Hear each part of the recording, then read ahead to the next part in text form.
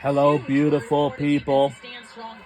Welcome to the 2024 NCAA lacrosse semifinal.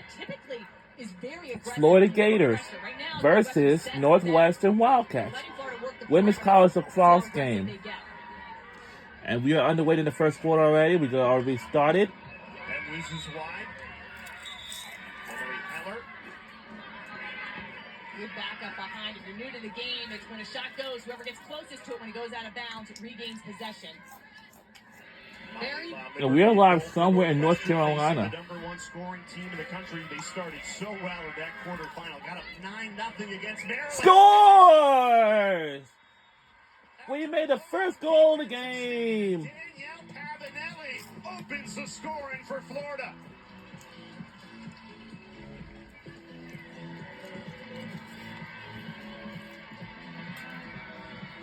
What a start for Florida. We mentioned the Open. They went up on a 9-0 lead against the Terps in their last game in the quarterfinals. Pavanelli, the senior, coming off a 2-goal, 2-assist performance against Maryland. And had those goals in that first quarter. Just a nice pass inside, and the composure. And that's how we made a goal. Northwestern comes and starts to put pressure on, but they don't get their feet set. She's able to cradle through that, get her stick free. An excellent place in the shot. Only had about 7 inches of room to slip that one by. An excellent first start. We've seen the Northwestern zone come out in a little bit of a different look than we've seen all season long. They have moderate pressure up top with just 3 girls.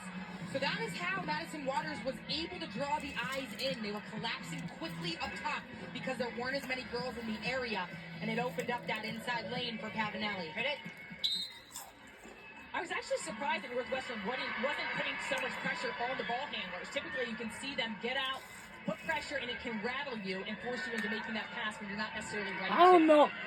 When we talked to Coach Kelly Montehiller about the different defensive schemes that they feel that they can run, they don't want to be boxed into just a high-pressure zone. They have different looks where they can man certain part of the zones. They can have high pressure and low pressure in different pockets.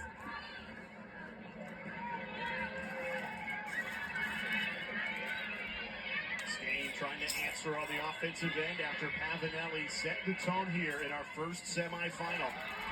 She scored the opening goal in that quarterfinal win against Maryland. Florida's a team, when they get the lead, tough to come back on. Taylor trying to wiggle free. And no call. The officials letting the defense play. Florida's got to be careful, and when they slide, they cannot lead with their stick. They've got to use their feet, but a great check right there.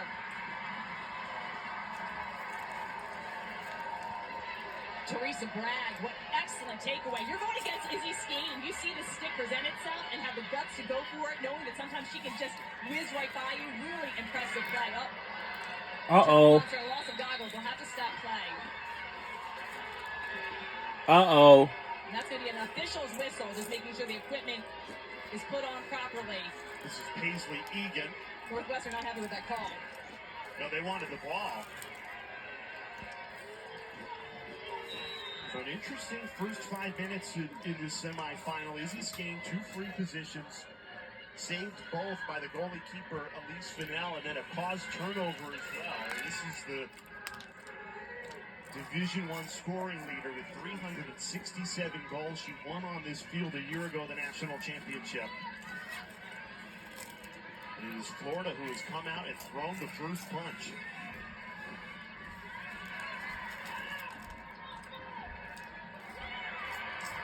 Northwestern starting to ramp up that pressure. Carly Mahoney creates the turnover. A lot of talk about this Wildcats offense, but this Northwestern defense is a championship defense as well. Carly Mahoney is a big piece of that, as that rover of the zone in the middle, occupying cutters and communicating as that back wall of the defense, and comes up with a clutch cause turnover right there. And talking to Kelly Montehiller this week, she feels like on the defensive end between Mahoney and Halpern, that's the most cohesive group that she's coached in a long time. And it's that mental flexibility you talked about, Charlotte. The ability to flow between those different styles of defense that makes them so hard to penetrate. Kuykendall's very dangerous from behind the cage. She can go to cage, but really loves to feed. And you get her hands free, she can thread the needle.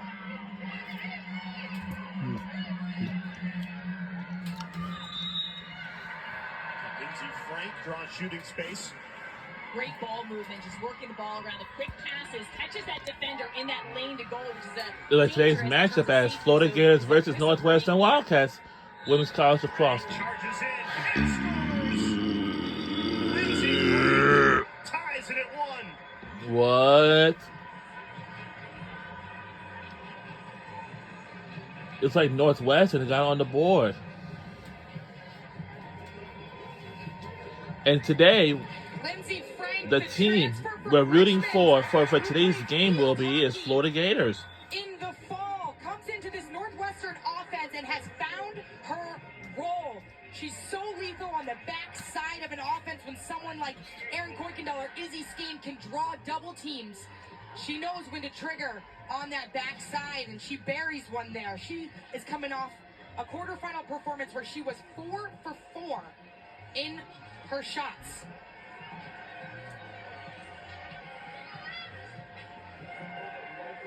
Lindsay Frank, in many ways, your quintessential Kelly and Monty Hiller player. She loves those multi-sport athletes.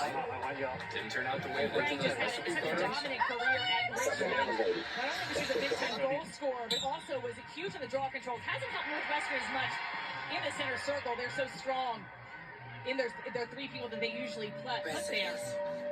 But been a great addition. She loves the multi-sport athletes. And having that championship experience. The Northwestern field hockey team made it to the national championship this year. They lost to North Carolina in that national championship game. But when you have just that experience, it really helps, especially when you have a veteran leader like Lindsay Frank come over.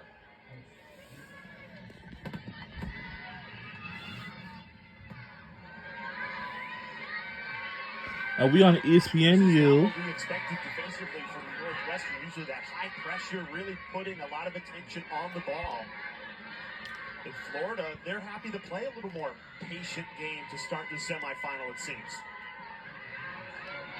Florida just waiting for the opportunity. They were going to call a charge on that call. I actually thought that was a defensive foul at first.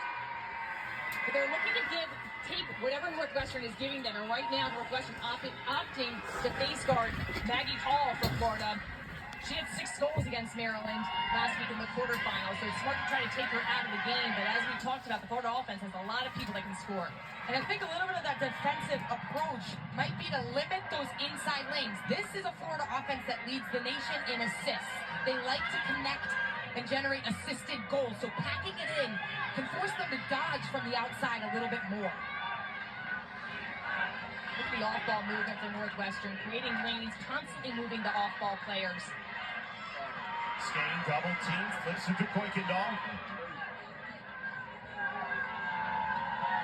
Kuykendall trying to spin her way free. Bragg all over her. Very aggressive by Teresa Bragg to start this game. Already caused 1 turnover. Might have another here. And Florida does. Madison Waters. This is a Florida team that loves to play fast. When they create a turnover, they're one of the best teams in the nation, turning defense into offense. And you can see how confident they are in their individual matchups and who they're sending an early slide to. You can see it's on Erin Kuykendall and Izzy Skane. They're trying to run that pick game on the elbow, but that early jump double and going aggressively with a lot of ball pressure is what generated that takeaway. How good is the sophomore Teresa Bragg been to start the semifinal? 2 caused turnovers in this opening quarter, just a sophomore. Pavanelli continues to quarterback for Florida. A lot of their offense, especially with Maggie Hall face guarded right now, going through number 10 in blue. Hannah Gillespie, number 44 in white, is face guarding Maggie Hall, trying to take her out.